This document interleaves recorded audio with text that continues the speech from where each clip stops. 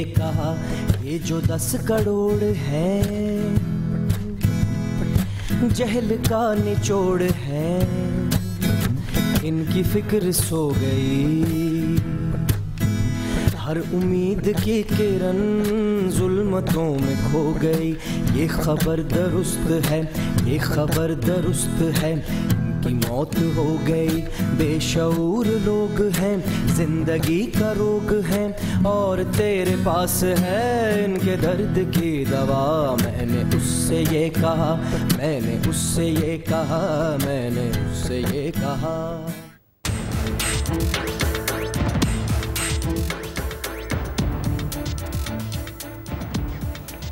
अस्सलाम वालेकुम नाज़रीन and welcome to the show है कोई जवाब, और मैं हूं आपके साथ नादिया मिर्ज़ा। नाज़रीन, हर जगह से अब यही कहा जा रहा है कि पीपल्स पार्टी की इस हुकूमत ने पाकिस्तान को तबाही के दहाने पर लाकर खड़ा कर दिया है। सबसे ज़्यादा जिन रहनुमाओं के मुंह से हम ये बात सुनते हैं उनमें सर फहरिस्त तो शायद इमरान खान का नाम आता है, लेकिन उसके साथ साथ पंजाब के हुक्मरां इसको बहुत ज़ोर से और हमेशा बहुत लगाव से ये बात करते हैं, और ख़ास कर ये बात जब हम सुनते हैं तो वो चेहरा होता है मुस्लिम लीग नून के रहनुमाओं का, और ख़ास कर मुस्लिम लीग नून के कायद मियाँ नवाज शरीफ का। वैसे इसमें कोई शक नहीं है कि पंजाब में भी जो सूरत हाल है वो भी किसी से ढकी छुपी नहीं है। यहाँ पर हमारा सवाल ये है कि अगर पीपल्स पार्टी की हुकूमत ने वाकई मुल्क को तबाही के दहाने पे खड़ा कर दिया है तो क्या पंजाब में दूध की नदियाँ बह रही हैं? जितने स्कैंडल्स हमने पिछले इन 4 सालों में पंजाब हुकूमत में देखे हैं उतनी शायद ही माजी में कोई मिसाल मिलती हो। जिस तरह से वन मैन शो की मिसाल हम पंजाब हुकूमत में देख रहे हैं उसकी भी शायद ही कोई मिसाल मिलती हो। और तो और अब तो हल्कों में ये भी कहा जाता है कि अगर पंजाब में यानी सूबा पंजाब की अगर हम बात करें तो सूबा पंजाब में अगर किसी की हुकूमत है और किसी की बात वहाँ पर चलती है तो वो 2 ही शख्सियात हैं। एक तो है वहाँ के वज़ीर आला जो बड़े फ़ख्र से अपने आप को खादिम आला कहलाते हैं यानी शहबाज शरीफ साहब, और अगर किसी और की वहाँ पर बात सुनी जाती है या कोई और शख्सियत वहाँ पर हुक्म चला रही है या हुकूमत कर रही है तो वो है वहाँ के वज़ीर क़ानून राना सनाउल्लाह साहब। आज के हमारे इस प्रोग्राम में राना सनाउल्लाह साहब हमारे साथ मौजूद हैं, और हम जिस पर हम बात करेंगे अपने आज के प्रोग्राम में वो पंजाब की गवर्नेंस पे बात करेंगे, क्योंकि हर प्लेटफॉर्म पे किसी भी टॉक शो में किसी भी मौके पे किसी भी मीडिया टॉक पर इवन किसी भी प्रेस कॉन्फ्रेंस पे जब हुकूमत को तनकीद का निशाना बनाया जाता है तो उस वक्त और मुल्क की ये बात की जाती है कि मुल्क अंधेरे में डूब गया है, मुल्क तबाही के दाने में खड़ा हुआ है, तो उस वक्त ये भूल दिया जाता है कि उस मुल्क में पंजाब भी शामिल है और पंजाब की सूरत हाल भी यही है। हम इस पर बात करेंगे और एक मुख्तसर सी रिपोर्ट है जो हमारी तरफ से बनाई गई है, वो रिपोर्ट देखते हैं, उसके बाद हम गुफ्तगू का आगाज़ करेंगे राना सनाउल्लाह साहब से। ये है पंजाब, जिसकी आबादी से दुनिया के 10 बड़े मुल्कों की फहरिस्त में शामिल कर सकती है। सबसे ज्यादा वसाइल के बावजूद मुल्क की 62% आबादी को संभालना कोई आसान काम नहीं। उसके बावजूद इंतजामिया को सूबे की तकसीम किसी तौर गवारा नहीं। शायद यही वजह है कि मुश्किलात ने तो पंजाब हुकूमत का घर ही देख लिया है।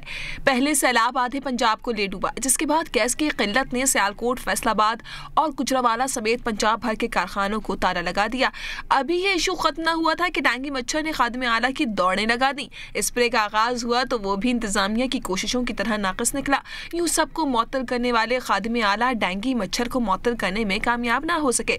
ये मुश्किलें क्या कम थीं कि मैट्रिक और इंटर के नाकस इम्तहानात पर तलबा ने पंजाब भर में वो एहतजाजी धमाल और करतब दिखाए कि इंतजामिया हैरान परेशान उनका मुंह देखती रह गई। खादिम आला की मुअत्तली के परवानों ने भी खूब शोहरत हासिल की। यूं मर्ज बढ़ता गया, चूं दवा की के मज़दाक डॉक्टर, नर्सें, उस्ताद, क्लर्क और लेडी हेल्थ वर्कर समेत हर इदारे से ताल्लुक रखने वालों ने हड़तालें शुरू कर दी। हाल ही में पंजाब इंस्टीट्यूट ऑफ कार्डियोलॉजी में तकसीम की जाने वाली नाकस अद्वियात ने 125 से ज़ायद लोगों की जान ले ली, जबकि 25 अफराद की हलाकत के बाद खादिम आला को फैक्ट्री हादसे के मुतासरीन से मिलने का ख्याल आ ही गया। मसाइल हल हुए या नहीं, लेकिन पंजाब इंतजामिया, सिंध और विफाक की साजिशें ढूंढने में जरूर कामयाब हो गई। लेकिन क्या इससे मसाइल हल हो सकेंगे? पंजाब इंतजामिया के पास जरूर होगा इसका कोई जवाब। ऐसे हालात मैंने अपनी जिंदगी में पहले नहीं देखे। जी बिल्कुल खातिम आला साहब, ऐसे हालात ज़िंदगी में हमने भी पहले कभी नहीं देखे। नाज़रीन, ये तो थी वो रिपोर्ट जिसमें इन 4 सालों की कारकर्दगी मौजूद थी जो आप तक हमने पहुंचाई। और अब उससे पहले कि मैं बात शुरू करूं राना सनाउल्लाह साहब से, हम उन चीदा स्कैंडल्स की तरफ आते हैं, वो भी आपको बताते चलते हैं कि कौन कौन से ऐसे स्कैंडल्स हैं, कौन कौन से ऐसे प्रोजेक्ट्स हैं जो पंजाब में शुरू किए गए, उनकी अफादियत कितनी हुई और उन पर लागत कितनी आई। हम मुख्तसरन अगर जिक्र करें आशियाना हाउसिंग स्कीम का, आशियाना हाउसिंग स्कीम जिसकी लागत तकरीबन 2 अरब रुपए बताई जाती है। और अगर हम इस स्कीम की बात करें तो तज्ज़ियाकारों का कहना यह है, बल्कि कुछ ऐसे हमारे सीनियर तज्ज़ियाकार ऐसे हैं जो उसकी लागत के हवाले से ये बताते हैं कि जितने खर्चे इस आशियाना हाउसिंग स्कीम पर आ रहे हैं, जिस तरीके से इसको बनाने में आ रहा है, वो कहीं से नहीं लगता कि ये जो प्रोजेक्ट है वो गरीब गुरबा के लिए शुरू किया गया है। दूसरा प्रोजेक्ट दानिश स्कूल प्रोजेक्ट है जिस पर तकरीबन 3 अरब की लागत अब तक आ चुकी है। और सबसे दिलचस्प बात यह है कि दानिश स्कूल जो है उसमें जो बच्चे पढ़ेंगे उनका जो माहाना खर्चा है वो तकरीबन 25,000 रुपये है और एक स्कूल में सिर्फ 400 ही तलबा हो सकते हैं, जबकि 60,000 सरकारी स्कूल्स हैं जो कि बेशतर बुनियादी ज़रूरियात से भी महरूम है। फिर हम आ जाते हैं येलो कैब स्कीम पर, उसमें 4.5 यानी 4.5 अरब रुपये उसमें इन्वेस्ट किए गए, उसकी लागत आई। और दिलचस्प बात यह है कि आज के इस दौर में जहाँ पेट्रोलियम मसनूआत का रोना रोया जा रहा है, हर कोई परेशान है, उसमें CNG किट नहीं लगाई गई। अभी मैं सवाल उनसे करूंगी तो शायद जवाब ये आएगा कि अब तो मुल्क में CNG नहीं है। जब पेट्रोलियम मसनूआत इतनी महंगी है और CNG नापैद है तो फिर इस स्कीम शुरू करने की ज़रूरत क्या थी, अभी मैं जवाब भी ले लूँगी। अब हम मज़ीद चलते हैं मुफ्त अद्वियात की तरफ। मुफ्त अद्वियात किस तरह से बटी और उसके बाद उनका क्या रिएक्शन सामने आया, कितनी उसमें अमवात हुई, वो भी सूरत हाल हमारे सबके सामने है। 5 अरब का ये मंसूबा था जिसमें पंजाब के ख़जाने से 5 अरब रुपए इस प्रोजेक्ट में खर्च किए गए।